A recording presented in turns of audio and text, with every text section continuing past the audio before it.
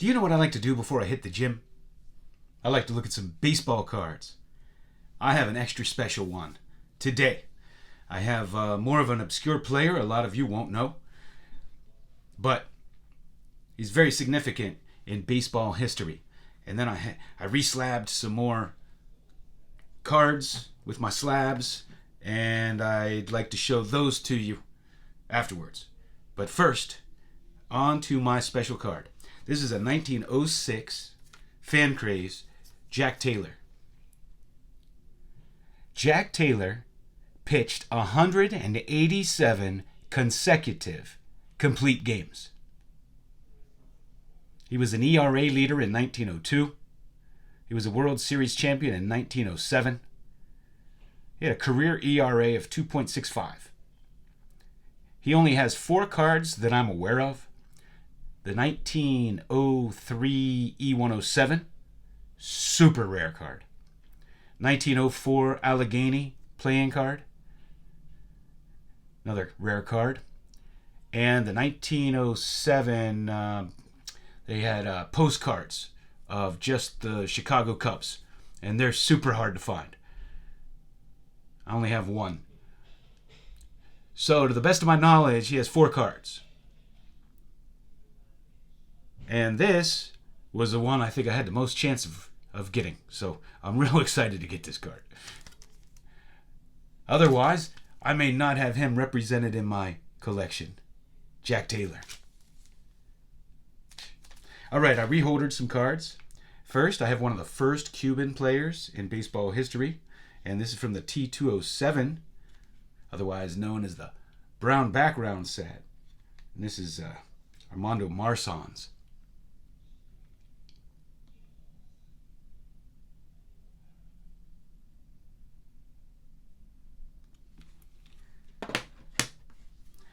From 1912, Imperial Tobacco. These were minor league cards that were distributed in Canada. And this is Iron Man McGinnity.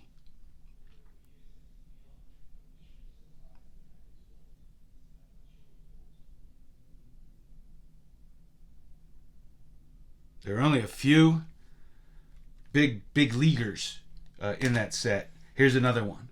I got this in the early 2000s. I was so excited to get it. It's a little bit worn, but I don't care. I love this card. It's Chick Gandil.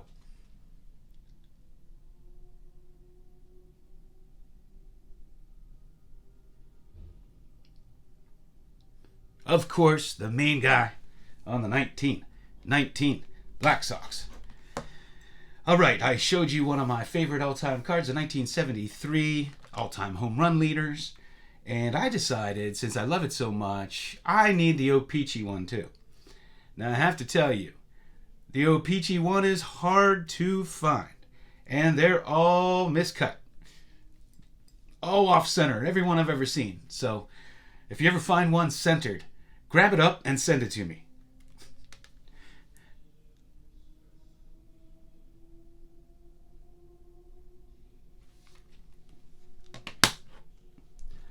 I slabbed up this Ray Nitschke.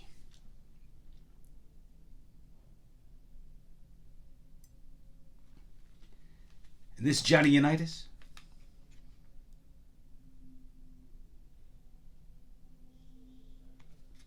And this Y.A. Tittle. Now, he was a tough quarterback. Now, tell me he doesn't look tough there.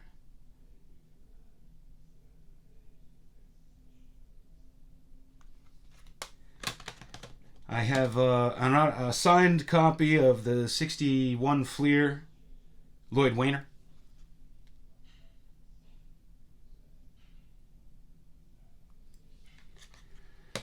So I slabbed up the Babe Ruth. And the Ty Cobb from that great set. And I did some 1960 greats too. Now, this is one of my all-time favorite sets. I love the 1960 Fleer great set, and this is one of my all-time favorite cards, and that is the Honus Wagner.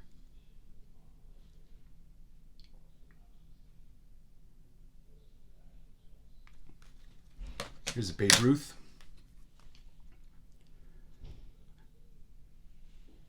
I have to be close to completing both of these sets, but I'm really bad at checklisting. So if I see one I don't have, I grab it. Here's a 1980 Mel Blount.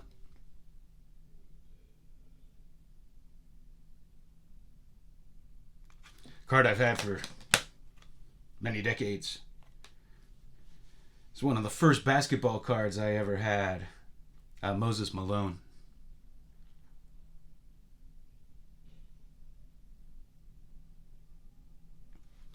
I had to slab up my Upichi Kirby Puckett rookie.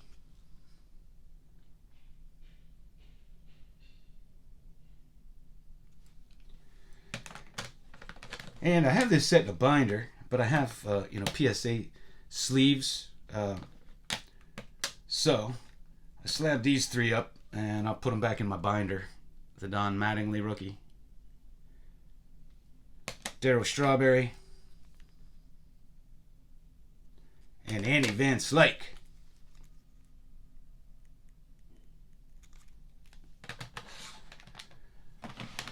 All right, I got this awesome Derek Jeter with George Bush, George W., and Mickey Mantle in the dugout.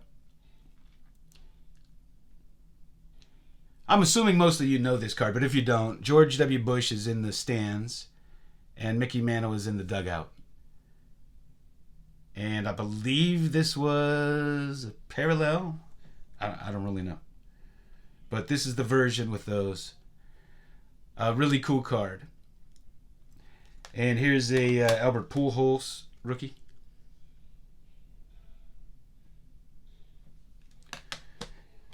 Slabbed up my 83 Donruss rookies. Tony Gwynn. Wade Boggs. Loved collecting this set back in the day. Ryan Sandberg. Who, I just got my Beckett Vintage, is featured in that. It's on the cover. And here is my Topps Traded Ken Griffey Jr. rookie. Is Topps Traded a rookie? Victor, you watching? I don't know. And I have a graded Tony Gwynn here, so I slabbed up my Ryan Sandberg. And that's my favorite rookie of his.